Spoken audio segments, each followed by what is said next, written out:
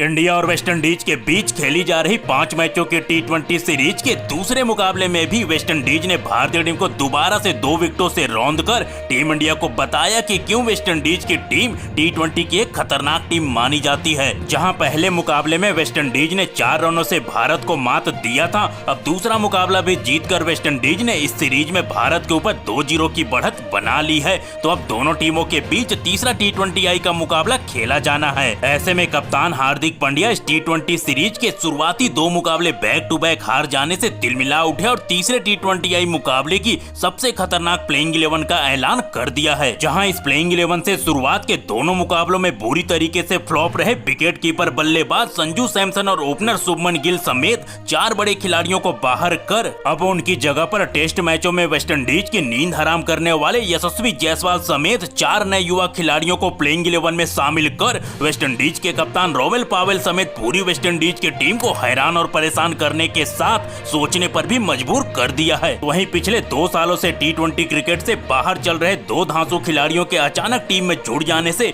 अब ये सारे घातक खिलाड़ी भारतीय टीम को पहले से कहीं ज्यादा बेहद मजबूत और खतरनाक बना रहे हैं। ऐसे में अब होगा टीम इंडिया के प्लेइंग 11 में भी कई भयंकर हैरान कर देने वाले बड़े बदलाव जो आपको चौंका देंगे। जी हाँ दोस्तों, आप बिल्कुल सही सुन रहे हैं। जैसा कि दोस्तों हमने देखा, शुरुआत के दोनों मुकाबले वेस्टइंडीज जीतकर इस सीरीज में 2-0 की बढ़त बना चुकी है। ऐसे में वेस्टइंडीज अगला मुकाबला जीतकर सीरीज पे कब्जा जमाना चाहेगी तो भारतीय टीम के लिए इस करो मरो मुकाबले को जीतकर इस सीरीज में बने रहना चाहेगी। ऐसे में तीसरा मुकाबला हमको बेहद रोमांचक देखने को मिलेगा। तो दोस्तों इस वीडियो में हम आपको बताने वाले हैं भारत और वेस्टइंडीज के बीच खेले जाने वाले इस 5 मैचों के टी20 श्रृंखला का तीसरा बड़ा मुकाबला कब, कहां और किस दिन खेला जाएगा। इसके अलावा इस अहम मुकाबले की शुरुआत कब होगी। तो भारत और वेस्टइंडीज के बीच आज तक खेले गए टी20 मुकाबलों के क्या रहे हैं आंकड़े, तो इन सभी आंकड़ों के लिहाज से दोनों में से कौन सी टीम किस पे नजर आती है ज्यादा भारी और मजबूत। वहीं भारत और वेस्टइंडीज के बीच खेले जाने वाले इस तीसरे टी20 मुकाबले में भारतीय टीम की क्या हो सकती है सबसे बेस्ट घातक और खतरनाक प्लेइंग 11।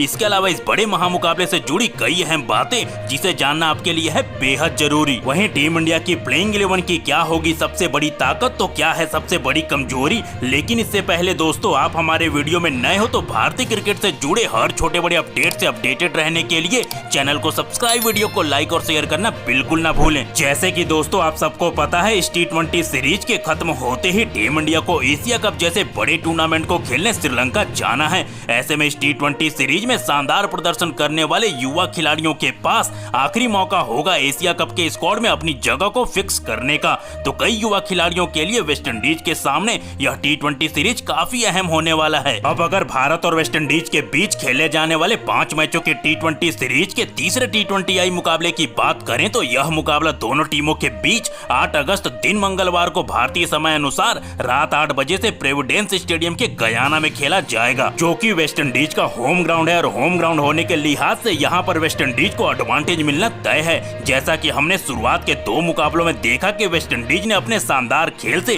टीम इंडिया को मात दी। टीम इंडिया की तीसरे टी20 मुकाबले की घातक प्लेइंग 11 की बात करने से पहले आपको बताते हैं दोनों टीमों के बीच टी20 मुकाबलों के क्या रहे हैं आंकड़े। तो टीम इंडिया और वेस्टइंडीज ने टी20 में 27 बार एक दूसरे के सामने भिड़ी हैं, जहां पर वेस्टइंडीज ने केवल 9 मुकाबलों में जीत हासिल की है। तो वहीं भारतीय टीम ने वेस्टइंडीज पे अपना दबदबा बनाते हुए 17 मुकाबलों में वेस्टइंडीज को शिकस्त दी है। तो वहीं एक मुकाबला दोनों टीमों के बीच टाई रहा। इन आंकड़ों के लिहाज से भारतीय टीम वेस्टइंडीज से कहीं ज्यादा बेहतर और मजबूत नजर आती है, लेकिन वेस्टइंडीज को ज्यादा हल्के में लेना भी ठीक नहीं है, क्योंकि वेस्टइंडीज टी20 की एक मजबूत टीम मानी जाती है और पहला और दूसरा टी20 मुकाबले में भारतीय टीम को मात देकर यह साबित भी किया है वेस्टइंडीज की टीम ने। इस टी20 सीरीज के लिए जहां हार्दिक पांड्या के हाथों में होगी टीम इंडिया की कप्तानी, तो वहीं सूर्य कुमार यादव होंगे भारतीय टीम के उप कप्तान। ऐसे में अब कप्तान हार्दिक पांड्या अपनी प्लेइंग 11 में कई बड़े बदलाव करते हुए वेस्टइंडीज से तीसरा मुकाबला खेलने उतरने की पूरी तैयारी में है और भारतीय टीम तीसरा मुकाबला जीतकर जरूर वेस्टइंडीज के बढ़त को कम करना चाहेगी। अब कप्तान हार्दिक पांड्या जिस प्लेइंग 11 के साथ वेस्टइंडीज से तीसरा मुकाबला खेलने उतरेंगे, इस प्लेइंग 11 की क्या होगी सबसे बड़ी ताकत, तो इस टीम की सबसे बड़ी कौन सी है कमजोरी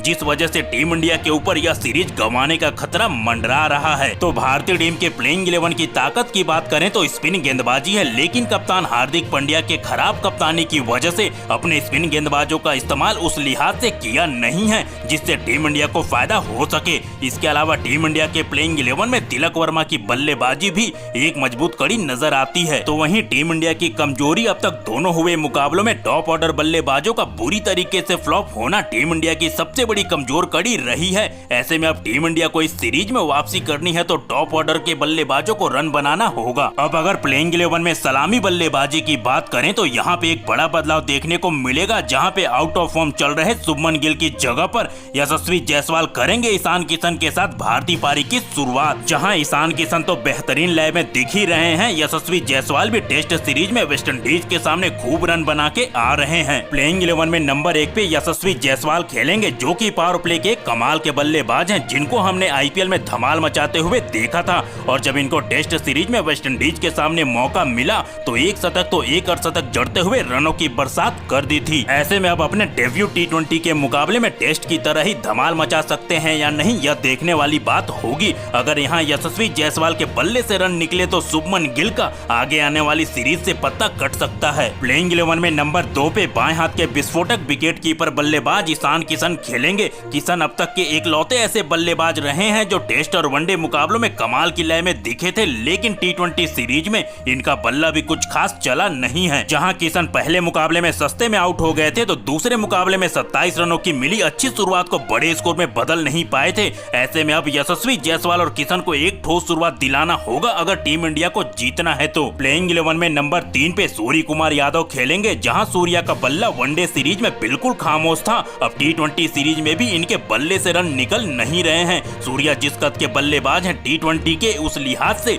इनका प्रदर्शन अब तक देखने को मिला नहीं है। सूर्या जहां पहले टी20 में 19 रन बना पाए थे तो दूसरे मुकाबले में दुर्भाग्यपूर्ण तरीके से रन आउट हो गए थे। इस सीरीज में भारतीय टीम को आगे जाना है तो सूर्य कुमार यादव को अपने पुराने लय में आकर ताबड़तोड़ बल्लेबाजी करने की जरूरत होगी। प्लेइंग 11 में नंबर 4 पे संजू सैमसन खेलेंगे, जिनकी वापसी से संजू के फैंस में खुशी की लहर है। संजू सैमसन ने फिलहाल वेस्टइंडीज के खिलाफ ही आखिरी वनडे मुकाबले में 51 रनों की बेहतरीन पारी खेली थी, लेकिन पहले टी20 मुकाबले में 12 रन बना के सस्ते में आउट हो गए थे। तो वहीं दूसरे टी20 मुकाबले में भी केवल 7 रन बना के ही दोबारा से निराश किया था। प्लेइंग 11 में नंबर 5 पे बाएं हाथ के युवा खतरनाक बल्लेबाज तिलक वर्मा खेलेंगे, जिन्होंने बीते 2 मुकाबलों में जहां ताबड़तोड़ बल्लेबाजी करते हुए अपनी बल्लेबाजी की बेहतरीन छाप छोड़ी है। तिलक वर्मा ने जहां पहले मुकाबले में 39 रनों की पारी खेली थी तो वहीं दूसरे मुकाबले में भी 51 रनों की जबरदस्त पारी खेल भारतीय टीम के सबसे बड़े रन मशीन रहे हैं अब तक बीते 2 मुकाबलों में। प्लेइंग 11 में नंबर 6 पे भारतीय टीम के कप्तान हार्दिक पांड्या खेलेंगे, जो अपनी बल्लेबाजी और गेंदबाजी से विपक्षी टीमों पे कहर बन के टूटते हैं,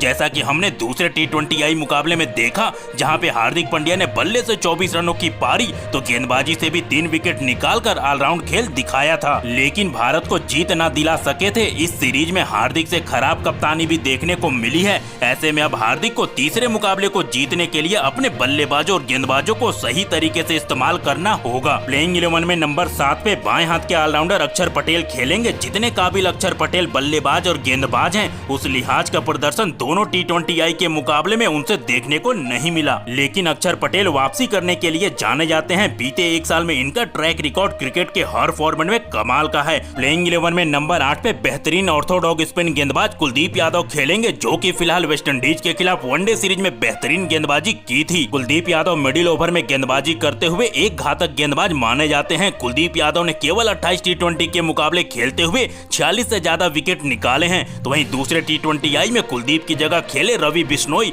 काफी महंगे भी साबित हुए थे। प्लेइंग 11 में नंबर 9 पे लेग स्पिनर यजुवेंद्र चहल खेलेंगे, जो कि टी20 क्रिकेट के एक चतुर और चालाक गेंदबाज हैं, जो मिडिल ओवर में दिलेरी से गेंदबाजी करते हुए सामने वाली टीम को बैकफुट में ढकेल देने का मद्दा रखते हैं। पहले टी20 मुकाबले में शानदार गेंदबाजी करते हुए 2 विकेट निकाले थे चहल ने, तो दूसरे टी20 में भी इनसे शानदार गेंदबाजी देखने को मिली थी। प्लेइंग 11 में नंबर 10 पे टी20 के स्पेशलिस्ट बाएं हाथ के तेज गेंदबाज अर्शदीप सिंह खेलेंगे। अर्शदीप सिंह डेथ ओवर के घातक गेंदबाज माने जाते हैं। टी20 में इनकी गेंदबाजी के आंकड़े हैरान कर देने वाले हैं, जहां पर अर्शदीप सिंह ने केवल 29 मुकाबले खेलते हुए 44 से ज्यादा विकेट निकाले हैं। दोनों टी20 मुकाबलों में भी 3 विकेट निकालकर अच्छी गेंदबाजी की थी, जहां इनकी गेंदबाजी में रन बनाना इतना आसान होता नहीं है। प्लेइंग 11 में नंबर 11 पे युवा तेज गेंदबाज मुकेश कुमार खेलेंगे, जिन्होंने टेस्ट और वनडे सीरीज में कमाल की गेंदबाजी की थी वेस्टइंडीज के सामने, लेकिन टी20 के हुए दोनों मुकाबलों में इनकी गेंदबाजी में धार देखने को नहीं मिला है। है। ऐसे में अब इनके ऊपर तीसरे T20I मुकाबले में